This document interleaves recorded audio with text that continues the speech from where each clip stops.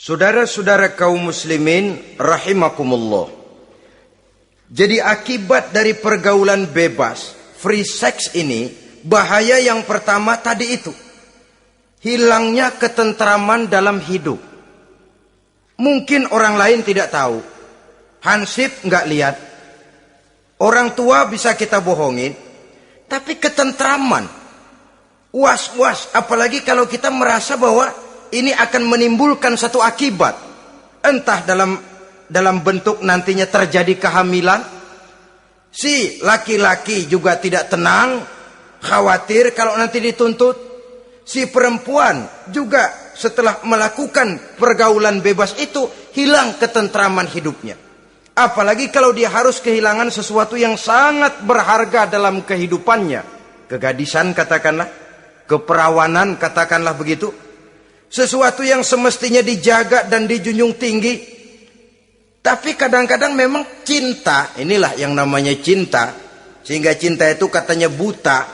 Kalau sudah buta, apa saja terasa jadi indah, apa saja diserahkan. Akibatnya mahkota yang paling berharga sering hancur berantakan sebelum pada waktunya. Akhirnya ketentramannya hilang. Hidupnya gundah, gelisah. Pada mulanya memang dia tidak merasa cerah, segalanya menjanjikan dan menyanyikan keindahan. Tapi setelah proses pergaulan itu terjadi, dia kehilangan kegadisannya, si pemuda resah, si gadis pun gelisah. Apa yang dia tunggu? Jangan-jangan. Nah, jangan-jangan.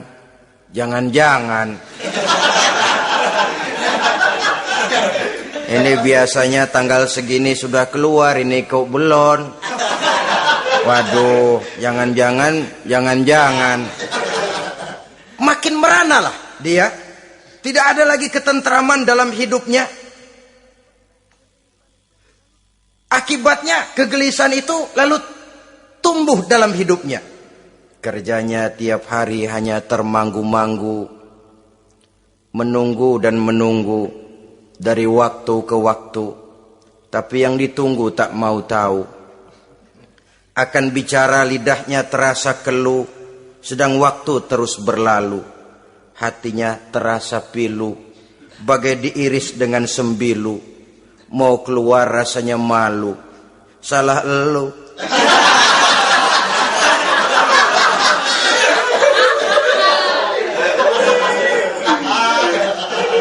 Iya toh? Salah elu. Ngapa nggak sabar nunggu penghulu?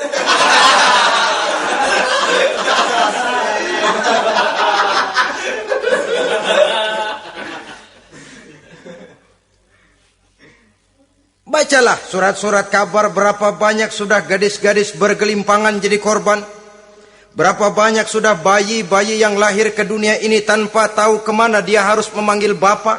Apakah deretan jumlah korban ini masih harus terus bertambah dan bertambah? Dengan dalih modernisasi, dengan dalih kemajuan zaman, dengan dalih kebebasan pergaulan, dengan dalih emansipasi. Lalu menginjak moral yang seharusnya kita junjung tinggi-tinggi. Sampai kemudian merendahkan harga diri kita sebagai manusia. Hilangnya ketentraman dalam hidup. Bahaya yang kedua dari pergaulan bebas ini, berjangkitnya penyakit kelamin. Penyakit yang saudara-saudara tentu tahu, tidak tanggung-tanggung. Raja namanya. Raja singa. Barangkali sekarang sudah ada suntikan penisilin, boleh jadi. Barangkali sudah ada pil KB yang bisa mengatur saat-saat orang melakukan, saat orang bisa menstruasi, boleh jadi. Tapi alat-alat itu memang kalau disalahgunakan bisa merangsang terjadinya pergaulan bebas. Terjadinya penyakit kelamin. Pada lain segi, saudara lihat saja, sering dicontohkan. Kalau pagi-pagi PLN bikin pengumuman, nanti malam listrik akan mati total seluruh kota. Wah, tahu kita, ini nanti malam listrik bakalan mati. Pagi-pagi sudah beli baterai kita. Masukin batu baterai ke dalam baterai. Dari pagi sampai sore itu baterai kita sorotin terus. Padahal masih siang. Apa yang terjadi? Nanti maghrib datang, malam tiba, nyorot lagi. Udah soak batunya. Kenapa? Lantaran dari pagi sepanjang siang disorotin terus. Belum waktunya baterai nyempret terus. Begitu malam, udah soak, nggak terang lagi. Sama saja, kita juga begitu. Belum nikah dipakai terus. Mumpung masih siang nyorot terus baterai. Itu nanti kalau sudah malam masuk pintu pernikahan baterai bisa soak. Mau nyorot lagi lah remeng-remeng.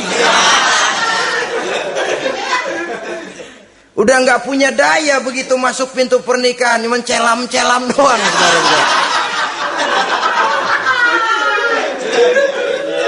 Kata orang-orang bisa assalamualaikum doang, nggak masuk, keluar lagi udah.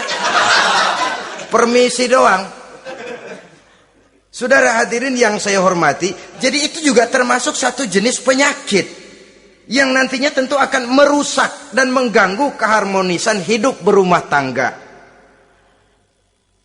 Apalagi kalau sampai di tempat-tempat yang merupakan prostitusi umum, yang segala macam jenis bisa tumplek-blek di situ. Kita bisa bayangkan jenis penyakit-penyakit yang tumbuh di sana. Jadi dengan demikian saudara-saudara, yang kedua bahaya dari free sex ini bisa menimbulkan penyakit kelamin. Yang ketiga, mengganggu kelangsungan keturunan. Apalah dosanya anak-anak kita kalau mereka harus terlahir dengan membawa penyakit yang diwariskan oleh orang tuanya? Sudah kita ini bersalah, kesalahan itu terus diteruskan oleh anak kita juga. Alangkah kejamnya kelangsungan daripada keturunan. Sehingga dengan demikian saudara-saudara, kalau Islam memberikan pintu legitimasi lewat aturan yang disebut pernikahan atau perkawinan, maka itu memang untuk kepentingan dari kemanfaatan manusia itu sendiri. Penyakit yang keempat dari bahaya free sex ini, kita tahu bahwa seks memperturutkan nafsu seks itu sama dengan bayi. Bayi kalau nggak disapi, saudara-saudara, disapih ya, diberhentiin nyusu, itu sampai SMP SMA juga ngempeng terus dia. Kadang-kadang seorang ibu kan berat, aduh anak saya mau disapih, kasihan. Terus jangan disapi, sampai SMA masih ngempeng dia. Nafsu begitu, kalau diperturutkan, tidak diblokir, ya terus dan terus. Umumnya nggak ada orang yang nggak ketagihan kalau sudah melakukan hubungan seksual. Sehingga ada orang terlambat nikah, ketika ditanya bagaimana kamu nikah, nyesel kenapa? Kalau tahu enak dari dulu aja.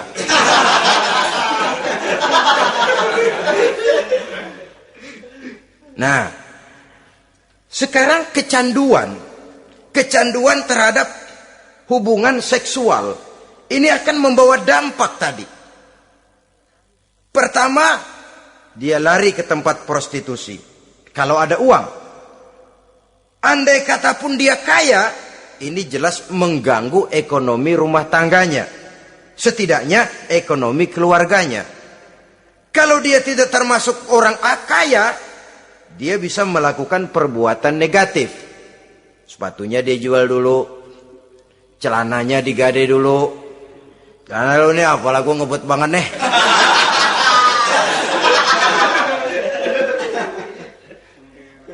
Itu sudah mengarah kepada ekonomi. Belum lagi penyakit yang kelima, bahwa free sex ini bisa membawa kehancuran karier. Saudara lihat ya, walaupun tidak karena free sex sepenuhnya, tapi pengaruhnya. Konon Julius Caesar yang begitu gagah perkasa, takluk dan bertekuk lutut di bawah kaki Cleopatra. Konon Napoleon Bonaparte, singa daratan Eropa, luas kekuasaannya, besar tentaranya, dia tunduk di bawah kaki Margaret Josephine. Bahkan konon Adolf Hitler yang begitu luar biasa cuma tunduk kepada Eva Braun. Baiklah, itu sejarah masa lalu. Yang sekarang yang kita alami, saudara. Betapa seorang senator seperti Gary Hart, calon presiden unggulan di Amerika, brilian, jenius, cerdas, diunggulkan, masih muda. Betapa calon presiden ini harus mundur dan hancur karier politiknya cuma karena skandalnya dengan seorang hostess bernama Donna Rice. Ini di Amerika loh, di satu negara yang konon katanya menganut liberalisme, tapi begitu tingginya dijunjung nilai-nilai moral.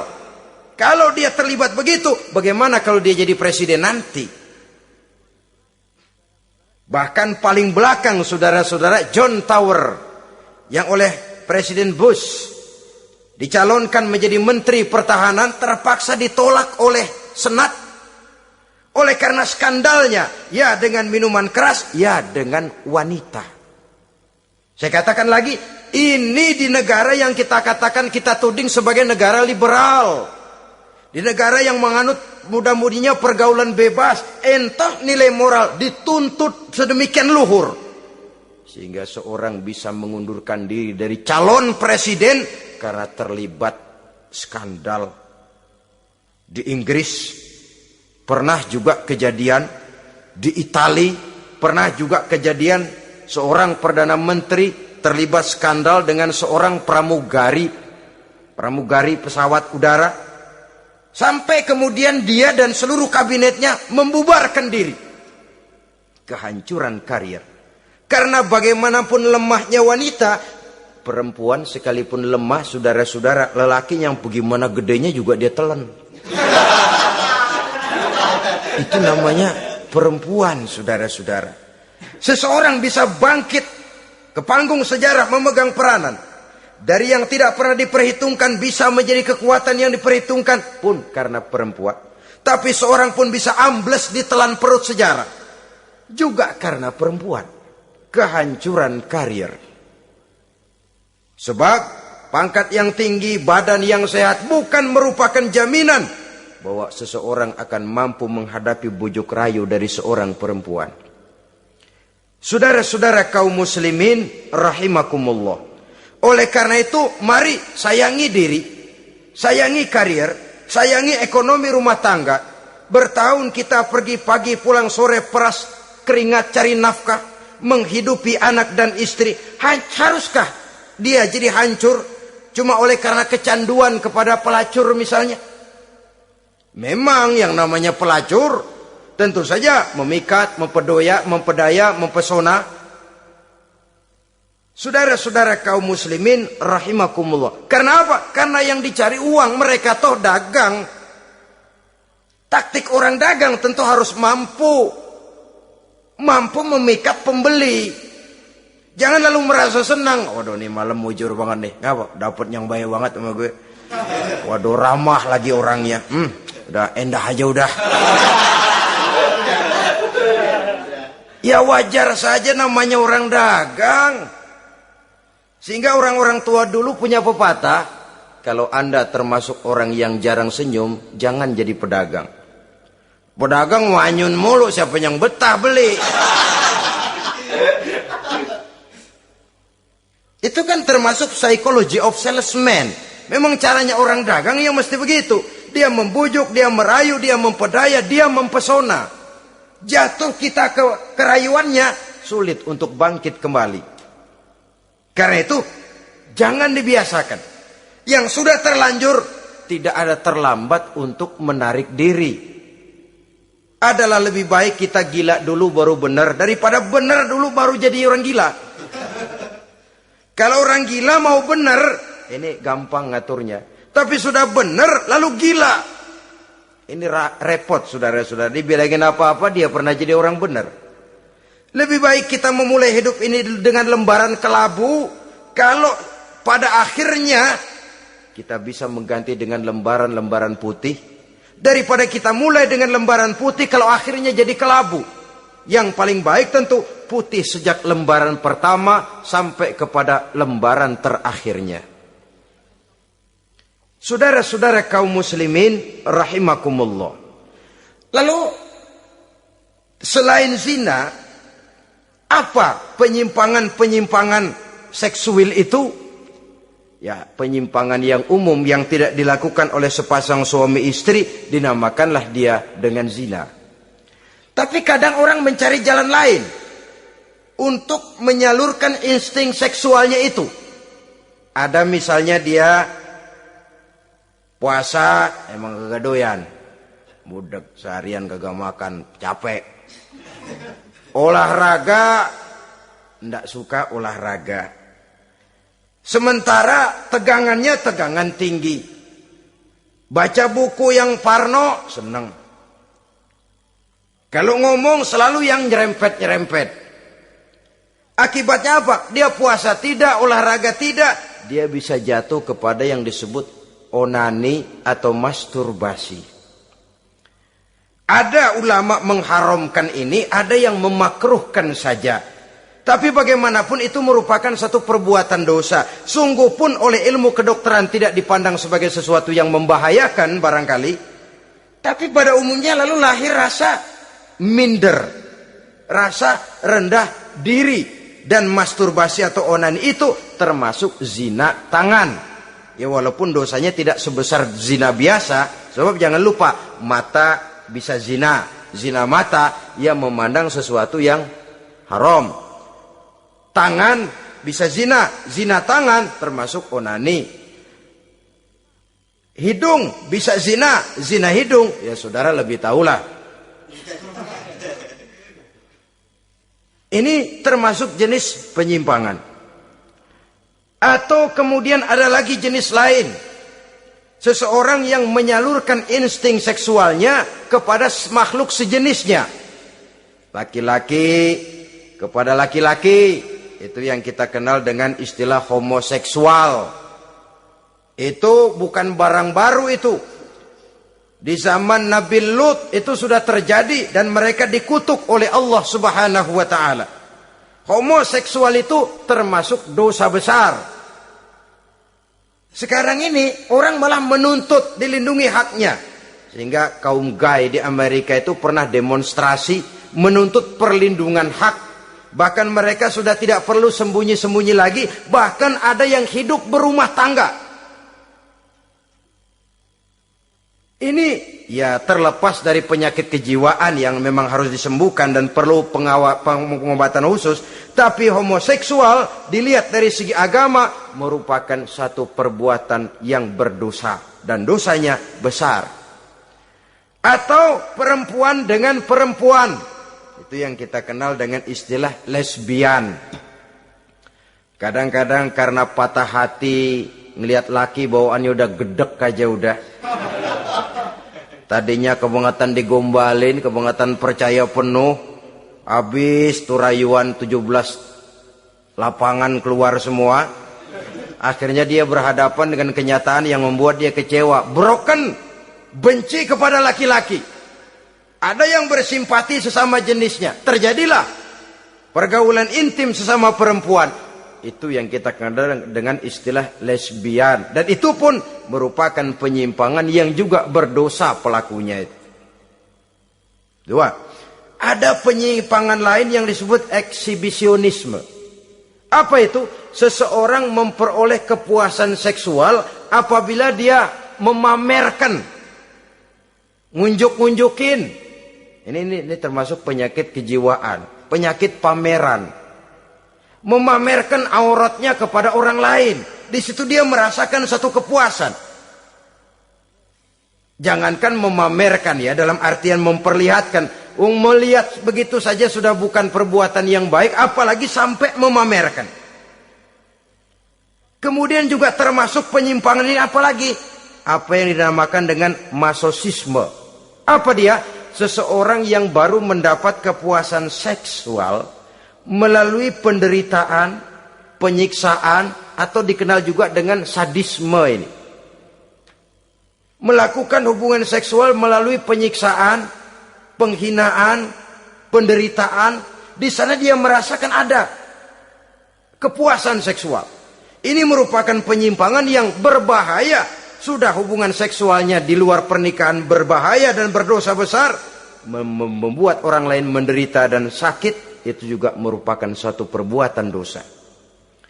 Kemudian yang kelima, apa yang disebut dengan pedofilia. Belakangan ini kita sering baca surat kabar atau majalah, ada orang tua berhubungan dengan anak kandungnya sendiri. Inna lillahi wa inna ilaihi raji'un. Ini udah bapak moyangnya dosa. Sudah zinanya dosa dilakukan kepada anak kandung sendiri. Bahkan pernah 2 orang anak kandungnya masih SMP digarap sekaligus oleh bapak kandungnya sendiri. La haula wa la quwata illa billah. Sudah kayak apa hati orang tua? Anaknya sendiri. Bapak moyangnya dosa. Penyimpangan seksual sampai hati seorang bapak bergaul dengan mempergauli.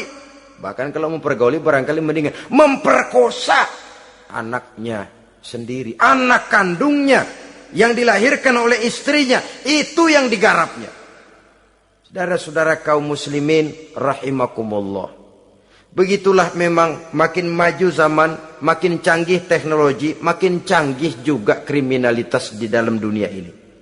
Namun seperti kita maklum, polisi punya satu teori. Kejahatan bisa terjadi karena 2 faktor yang dinamakan faktor N dan K. Niat dan kesempatan. Niat ada, kesempatan tidak ada, sulit untuk berbuat jahat.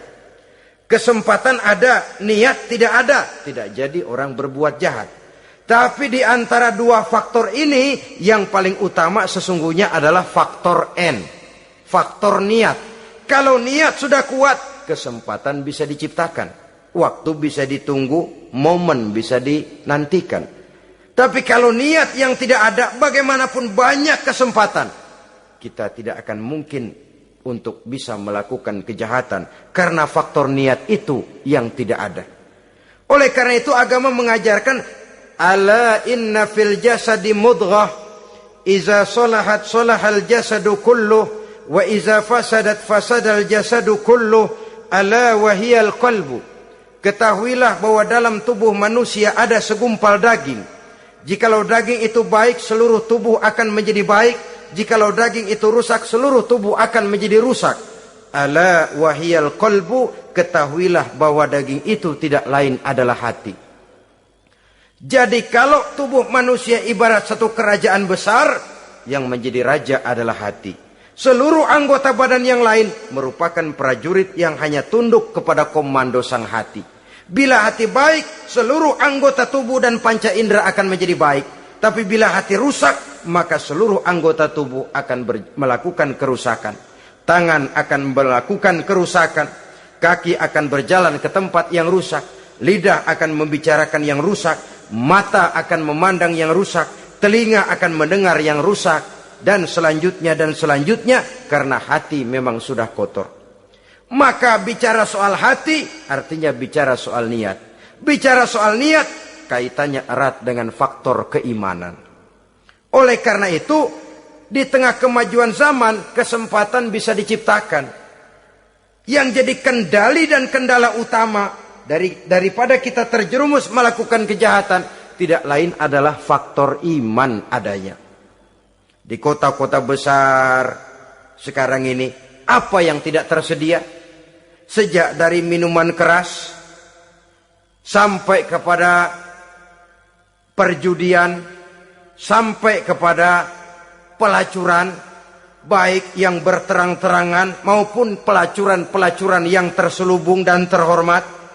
Sejak dari kelas koran sampai kelas hotel bintang 5, sejak dari kelas di pinggir lapangan sampai kelas di motel-motel mewah dan mahal, sejak dari kelas murahan sampai kelas super VIP dan lain sebagainya. Ini seluruhnya merupakan fasilitas kehidupan yang kita harus pandai memilah dan memilih dan punya filter dalam kehidupan. Allah Subhanahu wa taala memberikan pilihan. Alam naj'al lahu 'ainaini wa lisanan wa syafatain wa hadainahu najdain. Bukankah kami ciptakan bagi manusia itu dua mata, satu lidah, dua bibir. Wa hadainahu najdain, dan kami berikan mereka petunjuk dengan dua jalan.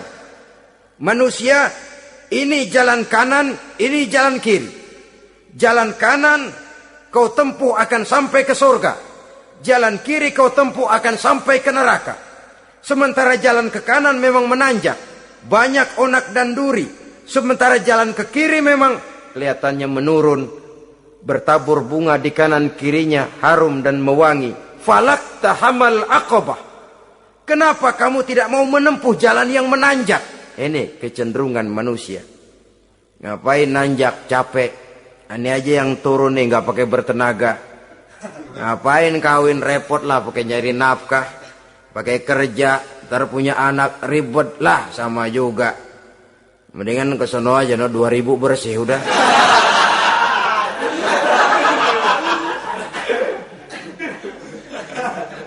Falak tahamal aqabah. Mengapa kamu tidak mau menempuh jalan yang nampaknya menanjak ini, padahal di ujungnya menanti pancaran sinar kebahagiaan? Kau turuni jalan yang kelihatannya menurun ini, padahal di bawahnya menunggu jurang kehancuran yang sangat teramat dalam. Saudara-saudara kaum muslimin rahimakumullah. Dengan demikian, apabila Islam melarang manusia dengan larangan yang keras, jangan terjebak dalam pergaulan bebas, jangan berendam di dalam free sex, sesungguhnya adalah untuk kepentingan daripada manusia itu sendiri. Untuk martabatnya sebagai makhluk yang mulia tetap terjaga, ketenangan dan ketentraman hidupnya tetap terpelihara, jauh dari segala macam penyakit kelamin yang bisa membahayakan dirinya dan keturunannya, membawa kemantapan dan kemapanan di dalam ekonomi, dan juga jenjang karier yang dititinya, jenjang karier yang ditempuhnya. Taruh kata tidak menanjak, tapi juga tidak menurun. Sekurangnya dia bisa mempertahankan apa yang sudah diperolehnya itu. Ad-dunya mata' wa khairu mata'iha al-mar'atus salihah. Dunia ini memang kesenangan, mata', perhiasan. Dan perhiasan yang baik adalah perempuan yang soleh. Perempuan yang soleh, yang tidak hanya memberikan kenikmatan jasmani, tapi juga memberikan ketentraman rohani, yang diikat dengan satu tali formal yang dinamakan dengan pernikahan atau perkawinan. Sah baik menurut agama juga menurut negara. Kita bisa menikmati kecenderungan insting seksual tadi dalam satu nada yang tenang, aman, tentram, memberikan kebahagiaan, kepuasan zahir dan batin.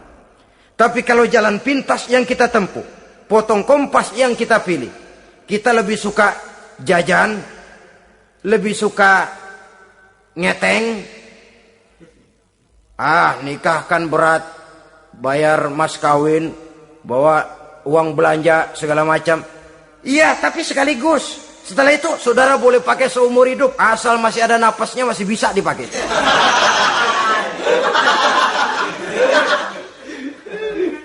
Tapi apabila potong kompas tadi, jajan yang kita tempuh kelihatannya memang ringan, 2000, ya mendingan dikit 5-10 ribu. Atau kalau sudah kelas VIP bisa ratusan bahkan jutaan. Sekali, 2 kali, 3 kali. Kalau dihitung-hitung bangkrut nggak karu-karuan gitu. Maka agama ini diturunkan untuk kepentingan manusia, guna membawa kebahagiaan hidup sejak dari dunia sampai ke akhirat. Kepada adik-adik remaja, para pemuda, jika sudah mampu memberikan nafkah, laksanakanlah pernikahan atau perkawinan. Jika belum mampu, maka jauhilah hal-hal yang dapat menimbulkan rangsangan seksual. Boleh dengan jalan berpuasa, memperbanyak olahraga, menggiatkan studi-studi klub, diskusi dan sebagainya.